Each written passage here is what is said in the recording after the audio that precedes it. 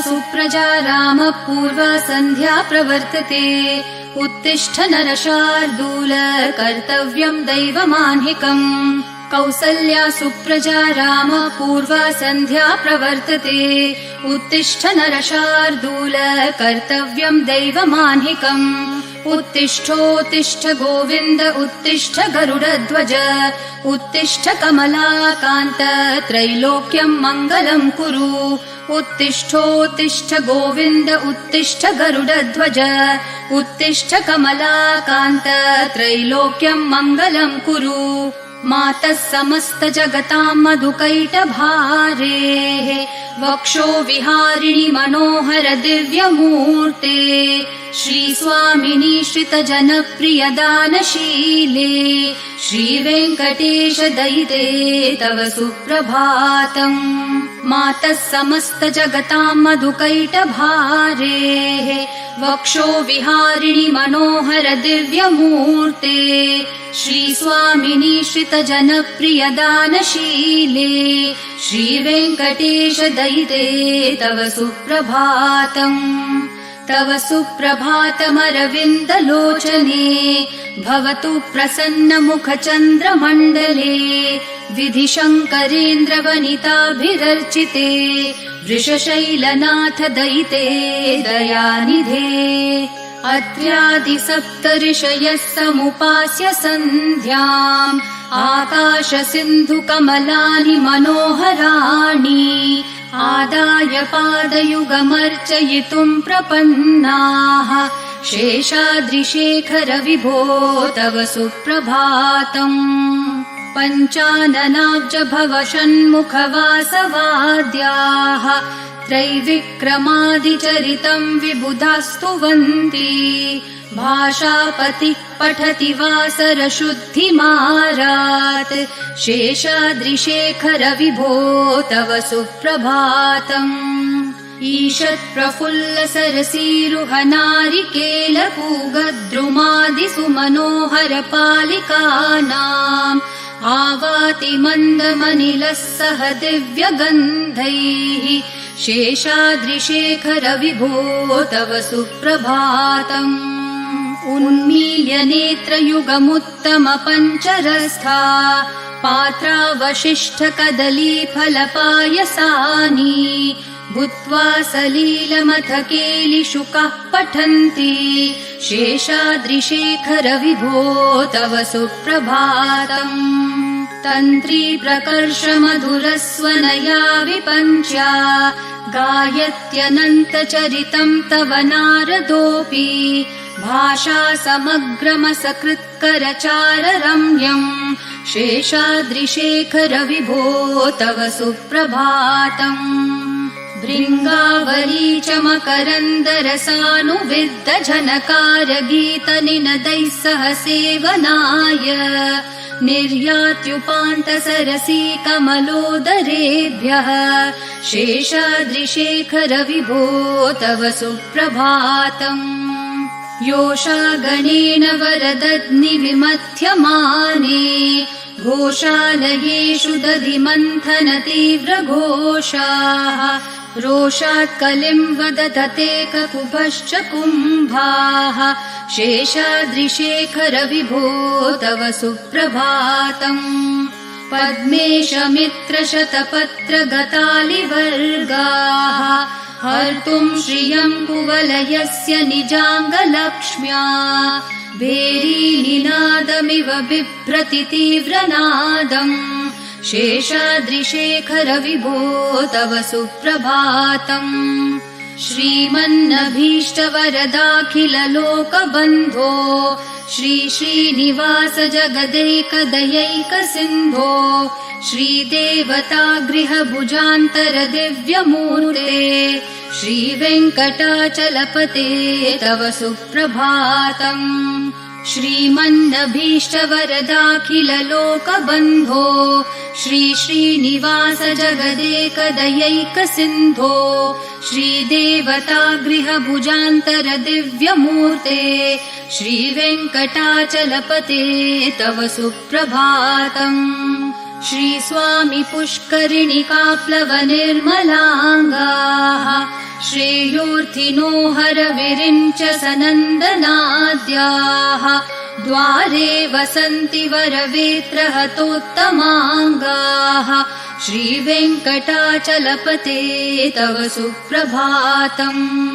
श्रीशेषशैलगरुडाचल वेङ्कटाद्रिनारायणाद्रिवृषभाद्रिवृषाद्रिमुख्याम् आख्याम् त्वदीयवसतेरनिशम् वदन्ति श्रीवेङ्कटाचलपते तव सुप्रभातम्। सेवापरः शिवसुरेश कृशानुधर्म रक्षोऽम्बुनाथ पवमानधनाधिनाथाः बद्धाञ्जलि प्रविलसन्निज शीर्षदेशाः श्रीवेङ्कटाचलपते तव सुप्रभातम्। घाटेषु ते विहगराज मृगाधिराज नागाधिराज गजराज हयाधिराजाः स्वस्वाधिकारमहिमाधिकमर्थयन्ते श्रीवेङ्कटाचलपते तव सुप्रभातम्। सूर्येन्दुभौमबुधवाक्पतिकाव्यसौरिस्वरभानुकेतुदिविशत्परिषत्प्रधानाः त्वद्दासदासचरमावधिदासदासाः श्रीवेङ्कटाचलपते तव सुप्रभातम्। त्वत्पादधूलिभरितस्फुरितोत्तमाङ्गाः स्वर्गापवर्गनिरपेक्षनिजान्तरङ्गाः कल्पागमाकलनयाकुलताम् लभन्ते श्रीवेङ्कटाचलपते तव सुप्रभातम्। त्वद्गोपुराग्रशिखराणि निरीक्षमाणाः स्वर्गापवर्गपदवीम् परमाश्रयन्तः मर्त्या मनुष्यभुवने मतिमाश्रयन्ते श्रीवेङ्कटाचलपते तव सुप्रभातम्। श्रीभूमिनायक दयादिगुणामृताब्धे देवाधिदेव जगदेक शरण्यमूर्ते श्रीमन् अनन्त गरुडादिभिरर्चिताङ्घ्रे श्रीवेङ्कटाचलपते तव सुप्रभातम्। श्रीपद्मनाभ पुरुषोत्तम वासुदेव वैकुण्ठमाधव जनार्दन चक्रपाणे श्रीवत्सचिह्न शरणागत पारिजात श्रीवेङ्कटाचलपते तव सुप्रभातम्। कन्दर्पदर्पहर सुन्दर दिव्यमूर्ते कान्ताकुचाम्बुरुह कुड्मललोल दृष्टे कल्याण निर्मल गुणाकर दिव्यकीर्ते श्रीवेङ्कटाचलपते तव सुप्रभातम्। मीनाकृते कमठकोल नृसिंहवर्णिन् स्वामिन् परश्वथ तपोधन रामचन्द्र शेषांश राम यदुनन्दन कल्किरूप श्रीवेङ्कटाचलपते तव सुप्रभातम्। एलालवङ्गधनसार सुगन्धितीर्थम् दिव्यम् वियत्सरिति हेम घटेषु पूर्णम् धृत्वाद्य वैदिक शिखामणयः प्रहृष्टा तिष्ठन्ति वेङ्कटपते तव सुप्रभातम्। भास्वानुदेति विकचानि सरोरुहाणि सम्पूरयन्ति निनदैः ककुभो विहङ्गाः श्रीवैष्णवा सततमर्थितमङ्गलास्ते धामाश्रयन्ति तव वेङ्कट सुप्रभातम्। ब्रह्मादयः सुरवराः समहर्षयस्ते सन्तः सनन्दन मुखास्तवथ योगिवर्याः धामान्तिके तव हि मङ्गलवस्तु हस्ताः श्रीवेङ्कटाचलपते तव सुप्रभातम्। लक्ष्मीनिवास निरवद्य गुणैकसिन्धो संसारसागरसमुत्तरणैकसेतो वेदान्तवेद्य निज वैभव भक्त भोग्य श्रीवेङ्कटाचलपते तव सुप्रभातम्। लक्ष्मीनिवास निरवध्य गुणैकसिन्धो संसारसागरसमुत्तरणैकसेतो वेदान्तवेद्य निज वैभव भक्त भोग्य श्रीवेङ्कटाचलपते तव सुप्रभातम्। इत्थं वृषाचलपतेरिह सुप्रभातम् ये मानवः प्रतिदिनं पठितुं प्रवृत्ताः तेषां प्रभातसमयस्मृतिरङ्गभाजाम् प्रज्ञां परार्थसुलभां परमां प्रसूते। इत्थं वृषाचलपतेरिह सुप्रभातम् ये मानवः प्रतिदिनं पठितुं प्रवृत्ताः तेषां प्रभातसमयस्मृतिरङ्गभाजाम् प्रज्ञां परार्थसुलभां परमां प्रसूते। कमलाकुचचूचुककुङ्कुमतो नियतारुणतातुलनीलतनो कमलायतलोचनलोकपते विजयी भव वेङ्कटशैलपते। कमलाकुचचूचुककुङ्कुमतो नियतारुणतातुलनीलतनो कमलायतलोचनलोकपते विजयी भव वेङ्कटशैलपते। सचतुर्मुख षण्मुख पञ्चमुख प्रमुखाखिल दैवतमौलिमणे शरणागत वत्सल सारनिधे परिपालय मां वृषशैलपते। अतिवेलतया तव दुर्विषहै अनुवेलकृतैरपराधशतैः भरितं त्वरितं वृषशैलपते परया कृपया परिपाहि हरे।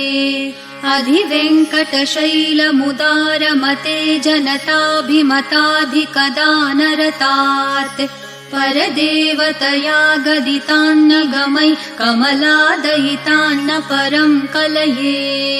कलवेणुरवावशगोपवधू शतकोटिवृतात् स्मरकोटिसमात् प्रतिवल्लविकाभिमतात् सुखदात् वसुदेवसुतान्न परं कलये। अभिराम गुणाकर दाशरथे जगदेकधनुर्धर धीरमते रघुनायक राम रमेश विभो वरदो भवदेव दया जलदे। अवनीतनया कमनीयकरं रजनीकर चारुमुखाम्बुरुहम् रजनीचरराजतमो मिहिरं महनीयमहं रघुराममये। सुमुखं सुहृदं सुलभं सुखदं स्वनुजं च सुखाय ममोघशरम् अपहाय रघुत्वहमन्यमहं न कथञ्चन कञ्चन जातु भजे। विना वेङ्कटेशं न नाथो न नाथ सदा वेङ्कटेशं स्मरामि स्मरामि। हरे वेङ्कटेश प्रसीद प्रसीद प्रियं वेङ्कटेश प्रयच्छ प्रयच्छ। विना वेङ्कटेशं न नाथो न नाथ सदा वेङ्कटेशं स्मरामि स्मरामि। हरे वेङ्कटेश प्रसीद प्रसीद प्रियं वेङ्कटेश प्रयच्छ प्रयच्छ। अहं दूरतस्ते पदाम्भोजयुग्म प्रणामेच्छयागत्य सेवां करोमि। सकृत्सेवया नित्यसेवाफलं त्वं प्रयच्छ प्रयच्छ प्रभो वेङ्कटेश। अज्ञानिना मया दोषान् अशेषान् विहितान् हरे क्षमस्वत्वं शेषशैलशिखामणे। अज्ञानिना मया दोषान् अशेषान् विहितान् हरे क्षमस्वत्वं शेषशैलशिखामणे। ईशानां जगतोऽस्य वेङ्कटपतेर्विष्णोः परां प्रेयसीं तद्वक्षस्थलनित्यवासरसिकां तत्क्षान्तिसंवर्धिनीं पद्मालङ्कृतपाणिपल्लवयुगां पद्मासनस्थां श्रियं वात्सल्यादिगुणोज्ज्वलां भगवतीं वन्दे जगन्मातरम् ईशानां जगतोऽस्य वेङ्कटपतेर्विष्णोः परां प्रेयसीं तद्वक्षस्थलनित्यवासरसिकां तत्क्षान्तिसंवर्धिनीं पद्मालङ्कृतपाणिपल्लवयुगां पद्मासनस्थां श्रियं वात्सल्यादिगुणोज्ज्वलां भगवतीं वन्दे जगन्मातरम् श्रीमान् कृपाजलनिधे कृतसर्वलोक सर्वज्ञशक्तनतवत्सल सर्वशेषिन् स्वामिन् सुशील सुलभाश्रितपारिजात श्रीवेङ्कटेश चरणौ शरणं प्रपद्ये श्रीमान् कृपाजलनिधे कृतसर्वलोक सर्वज्ञशक्तनतवत्सल सर्वशेषिन् स्वामिन् सुशील सुलभाश्रितपारिजात श्रीवेङ्कटेश चरणौ शरणं प्रपद्ये आनूपुरार्पित सुजात सुगन्धि पुष्प सौरभ्य सौरभकरौ समसन्निवेशौ सौम्यौ सदानुभवनेऽपि नवानुभाव्यौ श्रीवेङ्कटेश चरणौ शरणं प्रपद्ये सद्यो विकासि समुदित्वरसान्द्ररागः सौरभ्य निर्भर सरोरुह साम्यवार्ताम् सम्यक्षु साहसपदेषु विलेखयन्तौ श्रीवेङ्कटेश चरणौ शरणं प्रपद्ये रेखामयध्वज सुधाकलशातपत्रवज्राङ्कुशाम्बुरुहकल्पकशङ्खचक्रैः भव्यैरलङ्कृततलौ परतत्त्वचिह्नैः श्रीवेङ्कटेश चरणौ शरणं प्रपद्ये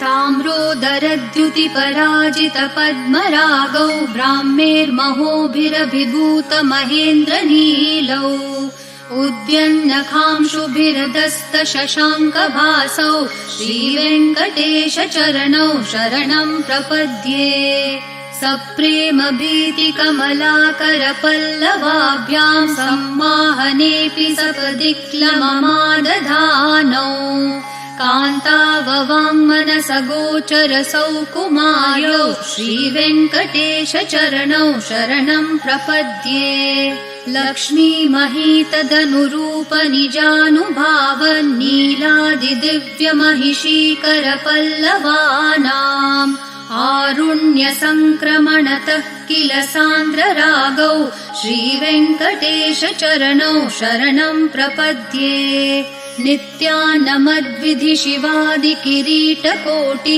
प्रत्युक्तदीप्तिनवरत्नमःप्ररोहैः नीराजनाविधिमुदारमुपादधानौ श्रीवेङ्कटेश चरणौ शरणं प्रपद्ये विष्णोपदे परम इत्युदित प्रशंसो यौ मध्य उत्स इति भोग्यतयाप्युपातौ